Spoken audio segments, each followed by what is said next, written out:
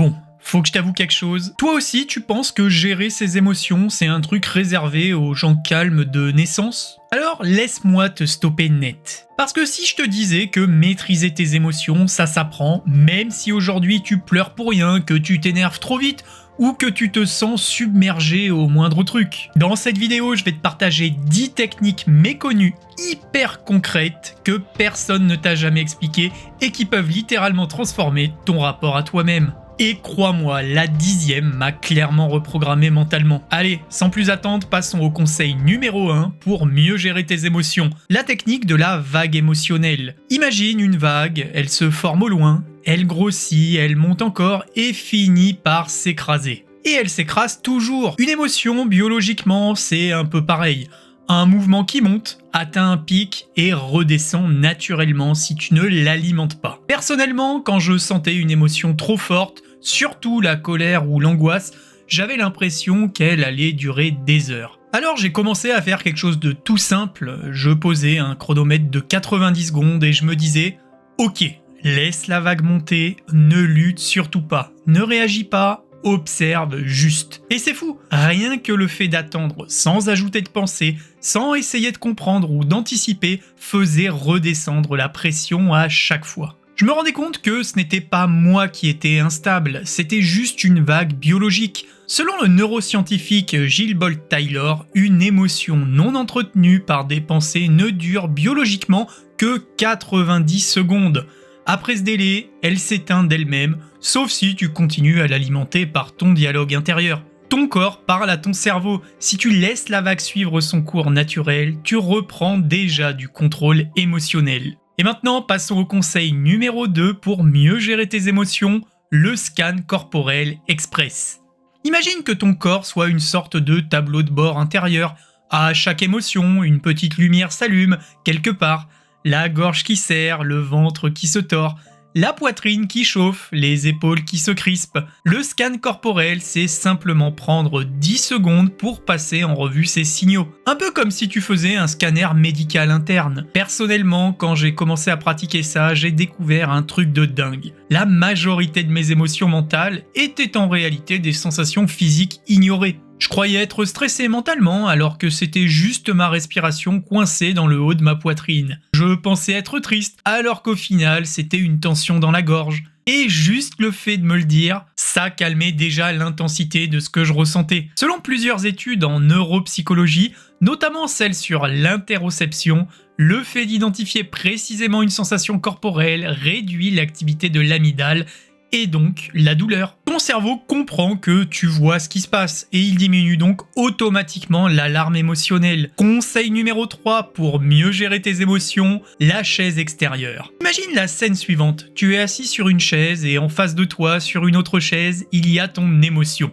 Pas dans ta tête, pas en toi, devant toi, comme une personne réelle. Tu la visualises, la colère, bras croisés, prête à exploser. Ou la tristesse, les épaules basses, la peur, petite et crispée. La technique consiste à faire un truc très simple. Tu dialogues avec ton émotion à distance, comme si elle avait sa propre existence. Personnellement, j'ai commencé à faire ça lors de périodes où l'anxiété prenait vraiment trop de place dans ma tête. Je m'asseyais, je prenais une respiration et je disais littéralement « Bon, anxiété, je sais que t'es là. Qu'est-ce que tu veux me dire exactement ?» Et c'est fou, rien que de le mettre hors de moi, sur une chaise imaginaire, j'avais déjà l'impression immédiate d'être moins envahi. Je comprenais mieux le message, je réagissais moins vite, et je pouvais prendre de vraies décisions au lieu de me laisser embarquer dans le tourbillon. Selon l'université de Chicago, cette technique appelée self-distancing permet de réduire l'impulsivité et d'augmenter la clarté mentale et de diminuer la charge émotionnelle perçue. En gros, pour résumer, ton cerveau réalise que tu n'es pas l'émotion, tu deviens l'observateur, pas la victime. Conseil numéro 4 pour mieux gérer tes émotions, la respiration en 4-2-6. Imagine que ta respiration soit comme une télécommande capable de changer ton état émotionnel en quelques secondes. Je suis sûr que tu vois ce moment où tu es trop tendu, où ton cœur bat trop vite, où ton corps est en alerte. La respiration 4-2-6, c'est un peu comme appuyer sur le bouton calme instantané. C'est très simple, tu inspires 4 secondes, tu retiens 2 secondes et tu expires 6 secondes. Et le secret, c'est cette expiration bien plus longue. Elle dit à ton cerveau c'est ok, ce n'est plus un danger, tu peux relâcher. Personnellement, j'ai commencé à utiliser cette technique à des moments où j'étais complètement dépassé, juste avant une prise de parole.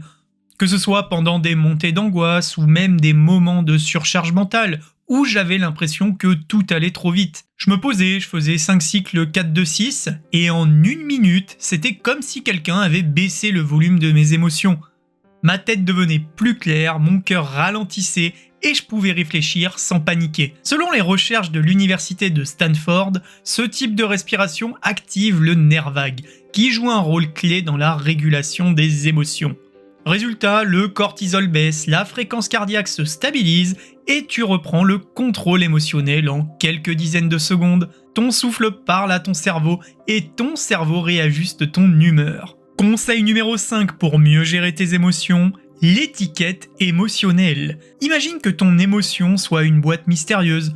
Tant qu'elle n'a pas d'étiquette, tu ne sais pas ce qu'il y a dedans. Ça peut être un serpent ou juste une vieille paire de chaussures. Et tant que tu ne sais pas, ton cerveau imagine toujours le pire. L'étiquette émotionnelle, c'est juste ça. Nommer précisément ce que tu ressens à voix haute dans ta tête. Alors non pas ça va mal ou pas je suis nul ou j'en peux plus. Non, pas ça. Dites plutôt je suis frustré, je suis déçu, je suis stressé ou je suis triste. Personnellement, quand j'ai commencé à utiliser cette technique, j'ai remarqué que mes réactions émotionnelles diminuaient de moitié. Avant, tout se mélangeait, stress, fatigue, frustration, une bombe émotionnelle. Mais le simple fait de dire « Ok, ce que je ressens là, c'est surtout de la frustration », me permettait de sortir du flou mental. J'avais l'impression de reprendre la main sur mon cerveau, comme si je passais la lumière sur un truc qui faisait peur dans le noir. Selon une étude de l'UCLA, nommer une émotion active le cortex préfrontal, la zone du raisonnement, et désactive une partie de l'amygdale, le centre des émotions intensives. En gros, pour la faire simple, mettre un mot sur ce que tu ressens calme ce que tu ressens. Ton cerveau n'est plus dans la panique, il catégorise, il comprend et il range. Ce qui nous amène au conseil numéro 6, pour mieux gérer tes émotions, l'écriture brute de 2 minutes. Imagine que ton cerveau soit une pièce dans laquelle tout le monde parle en même temps. Les pensées, les peurs, les scénarios imaginaires, les regrets, les jugements, un vrai brouillard. L'écriture brute de 2 minutes, c'est un peu comme ouvrir la porte et laisser tout ce vacarme sortir d'un coup. Alors c'est sans réfléchir, sans corriger et sans te relire. Surtout, tu jettes tout sur le papier, comme si tu vidais un sac trop rempli. Personnellement, j'ai découvert cette technique un soir où je tournais en boucle sur un problème. Je ne savais plus si j'étais stressé, triste ou en colère ou juste fatigué. J'ai pris mon téléphone, j'ai écrit tout ce qui me passait par la tête pendant exactement 2 minutes sans m'arrêter. Et en relisant, j'ai réalisé un truc de dingue. 80% de ce que j'avais écrit n'était pas gravissime, c'était juste du bruit mental, des pensées automatiques, des tensions accumulées. Le fait de les voir couchées noir sur blanc sur le papier, c'était un peu comme si mon cerveau disait « Ok, c'est sorti, maintenant tu peux respirer ». Et c'est exactement ce que montrent les travaux du psychologue James Pennebaker, pionnier de l'écriture expressive. Écrire librement, même pendant un temps très court, réduit la charge émotionnelle, diminue les pensées ruminatives et améliore la clarté mentale. L'écriture agit comme un système de drainage du système nerveux. Tu transformes un torrent interne en mots organisés à l'extérieur. Conseil numéro 7 pour mieux gérer tes émotions, l'eau froide stratégique, ou le diving réflexe. Imagine que ton système nerveux, c'est un peu comme un ordinateur qui bug. Écran figé, commandes qui ne répondent plus, tout tourne en surcharge. Eh bien, figure-toi que l'eau froide, c'est littéralement le bouton « Redémarrer maintenant » de ton corps. Juste quelques secondes d'eau froide sur ton visage et ton corps enclenche un réflexe primaire ancestral qui te met instantanément en mode apaisement. Personnellement, j'ai découvert ça dans une période où mes émotions partaient très vite et très loin. Quand je sentais une montée d'angoisse ou une tension incontrôlable, je fonçais à la salle de bain me mettre de l'eau froide sur le visage. Ça marche super. Je mettais de l'eau froide sur mon visage, on va dire 10 à 15 secondes, et c'était presque immédiat. Le cœur ralentit, la respiration devient plus profonde, la tête se clarifie. J'ai été choqué de voir à quel point ce simple geste pouvait me sortir de situations émotionnelles qui, d'habitude, m'auraient mis KO pendant des heures. Ce phénomène s'appelle le diving réflexe, le réflexe d'immersion. C'est un mécanisme biologique très étudié par les scientifiques, et notamment en psychiatrie. Lorsque l'eau froide touche ton visage, ton corps active un mode de survie calme et protecteur. Le rythme cardiaque s'abaisse, la circulation se réorganise et ton système nerveux parasympathique prend le contrôle. Plusieurs études montrent que ces réflexes réduisent rapidement l'activation émotionnelle et aident à prévenir les réactions impulsives. En gros, tu utilises un réflexe animal de ton corps pour reprendre la maîtrise de ton mental. C'est simple, immédiat et incroyablement efficace. Allez, passons au conseil numéro 8 pour mieux gérer tes émotions, le protocole sensoriel 5, 4, 3, 2, 1. Imagine que ton cerveau soit en train de paniquer dans une pièce complètement sombre. Il ne voit rien, il imagine des dangers, il amplifie tout. Le protocole 5, 4, 3, 2, 1, lui, c'est un peu comme rallumer la lumière d'un coup. Tu ramènes ton cerveau dans le monde réel, pas dans le film catastrophe qu'il est en train de te projeter. Alors la méthode est ultra simple. 5 choses que tu vois, 4 choses que tu touches, 3 choses que tu entends, 2 choses que tu sens et 1 chose que tu goûtes. En faisant ça, tu forces ton attention à revenir dans ton environnement immédiat. Ton cerveau quitte l'imaginaire, le futur ou le dramatique pour revenir au concret. Personnellement, j'ai utilisé cette technique dans des moments où mon mental partait totalement en vrille. Que ce soit des périodes où je faisais de l'overthinking, où mon imagination créait des scénarios impossibles, où chaque petite émotion devenait une montagne. Je me posais et je nommais 5 choses que je voyais autour de moi, comme par exemple un stylo, une lumière, une plante, un pull ou une tasse, puis je touchais 4 textures différentes. Et en 20 à 30 secondes, je sentais mon cerveau ralentir. C'était un peu comme si je sortais d'un tunnel. Et j'étais de nouveau dans mon corps, plus du tout dans ma tête. Cette méthode vient directement de la thérapie cognitive et comportementale, TCC, et elle réduit l'hyperactivation mentale en activant les zones du cerveau liées au traitement sensoriel et à l'attention, ce qui coupe totalement le courant au circuit lié à l'anxiété et aux émotions trop fortes. En gros, ton cerveau ne peut pas paniquer et analyser le réel en même temps. Tu le forces à choisir et il choisit toujours le réel. Ce qui nous emmène au conseil numéro 9 pour mieux gérer tes émotions, le message au futur toi. Imagine que ton émotion actuelle soit comme une tempête vue depuis le sol. Quand tu es dedans, tu as l'impression qu'elle va durer des heures, qu'elle va t'engloutir ou qu'il n'y a pas de sortie.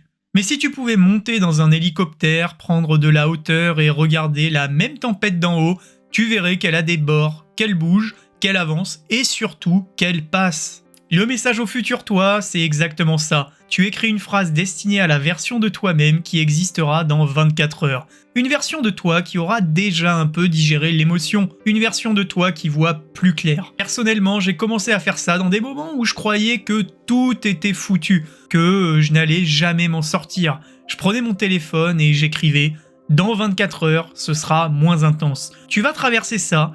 Tu as déjà vécu pire. » Et la première fois que je l'ai fait, j'ai ressenti un truc très étrange. C'est un peu comme si quelqu'un d'autre me parlait, quelqu'un de plus calme, plus sage ou plus posé. Et ça me donnait l'impression qu'une version future de moi-même m'envoyait la main pour m'aider à sortir du trou. Psychologiquement, ce geste crée ce qu'on appelle la distance temporelle. En te projetant dans un futur proche où tu vas mieux, ton cerveau cesse de croire que l'émotion actuelle est permanente.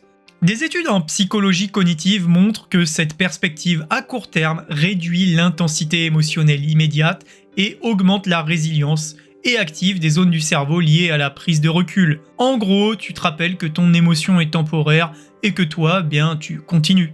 10e et dernier conseil, peut-être le plus important pour gérer ses émotions, le témoin intérieur. Imagine que tu sois assis dans une salle de cinéma. La lumière s'éteint, l'écran s'allume, et ce que tu vois, ce n'est pas un film d'action ou une comédie, c'est ton émotion projetée en grand. Tu vois ta peur, ta colère, ton stress, ta tristesse, elle est là, devant toi, et elle bouge, elle fait du bruit, elle t'influence. Mais toi, tu es dans le siège, tu la regardes, tu l'observes, et tu n'es plus dans l'émotion, tu es celui qui regarde. Et c'est ça le témoin intérieur, la capacité de te décaler mentalement de ton émotion juste assez pour la voir comme un phénomène passager et non comme une définition de toi. Personnellement, c'est la technique qui m'a le plus transformé. Je l'ai utilisée dans des périodes où je me sentais envahi par mes émotions comme si j'étais collé à elles, incapable de respirer. Un jour, j'ai essayé de faire ce décalage. Je me suis imaginé dans un fauteuil et j'ai visualisé mon stress comme un film qui défilait. Au début, c'était flou, presque étrange. Mais plus je le faisais, plus je sentais que l'émotion avait de l'espace autour d'elle. Elle ne m'écrasait plus. J'avais un recul que je n'avais jamais réussi à obtenir auparavant. Et le plus surprenant, c'est qu'en le regardant de l'extérieur, l'émotion perdait immédiatement au moins la moitié de son pouvoir. Ce principe est au cœur des thérapies d'acceptation et d'engagement, et de nombreuses pratiques de méditation avancée. Observer une émotion sans s'y identifier active des zones du cortex préfrontal responsables du raisonnement et de la régulation. Des études montrent ce simple décalage mental réduit la réactivité émotionnelle, améliore la lucidité et renforce la résilience à long terme. En clair, quand tu n'es plus fusionné avec ton émotion, elle ne peut plus te contrôler. Et c'est probablement l'une des compétences émotionnelles les plus puissantes que tu pourras développer à l'avenir.